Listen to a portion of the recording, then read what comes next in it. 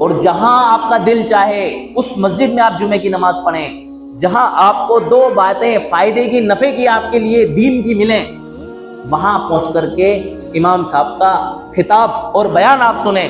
دیکھو، عوام کے لیے جمعے کے دن کے خطاب سے بہتر کوئی آپشن دین سیکھنے کا، سمجھنے کا نہیں۔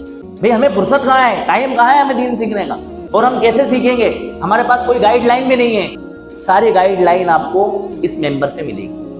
اس ممبر سے مراد مسجدوں کے ممبر سے ملے گی۔ تو آپ جمعے کے دن جس امام صاحب سے، جس خطیب صاحب سے آپ کو انسیت ہے، جن سے آپ کو الفت ہے، جن سے آپ کو لگاؤ ہے، جن کی باتیں آپ کو اچھی لگتی ہیں، سمجھ میں آتی ہیں، دو باتوں کا ہمیں فائدہ پہنچتا ہے، آپ وہاں وقت سے پہلے پہنچ جائیں، اور پہنچنے کے بعد ان امام صاحب کی تقریر کو، ان کے بیان کو، ان کے خطاب کو سنیں۔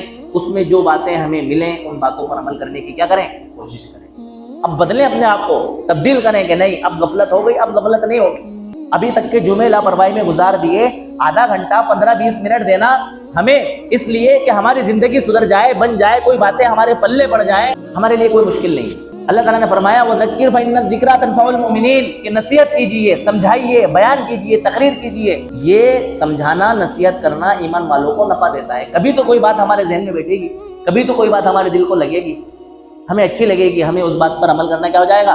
آسان ہو جائے گا۔ تو میرے عزیزوں، میری آپ سے گزارش ہے، درخواست ہے کہ آپ جمعے کے دن جمعے کے احترام میں، جمعے کے اکرام میں آپ اول وقت میں آ جائیں، اور اپنے عزیز و اقارب کو بھی اس بات کا پابند بنائیں، اپنے بچوں کو اس بات کا پابند بنائیں، اپنے بھائیوں کو اس بات کا پابند بنائیں۔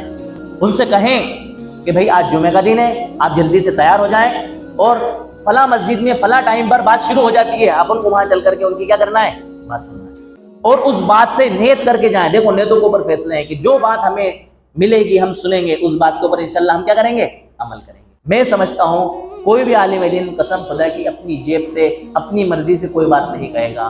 زبان اس کی ہوگی، بات کرنے کا انداز اس کا ہوگا، لیکن ساری باتیں قرآن اور حدیث کی تشریح اور اس کی وضاحت ہوں گی، اللہ کے رسول صلی اللہ علیہ وسلم کے فرمان ہوں گے، آپ اللہ تبارک و تعالیٰ کے کلام کی باتیں ہوں گی، صحابہ کرام کی باتیں۔ کوئی بھی بات اپنی طرف سے نہیں کہے گا۔ اس کہنے والے کو ہمیں نہیں دیکھنا ہے کہ یہ کون ہے، اس سے ہمیں کتنی انسیت ہے، نہیں، یہ بات کس کی کہہ رہا ہے اس کو ہمیں دیکھنا ہے۔ یہ بات اپنی نہیں کر رہا ہے، بلکہ کس کی کر رہا ہے؟ اللہ اور اس کے رسول کی باتیں کر رہا ہے، صحابہ کی باتیں کر رہا ہے۔ ان باتوں کو ہمیں فوکس کرنا ہے، اس کو تھوڑی فوکس کرنا۔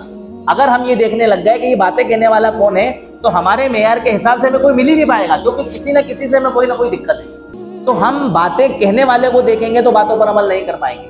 کس کی باتیں کہی جا رہی ہیں ان کو ہمیں دیکھنا ہے۔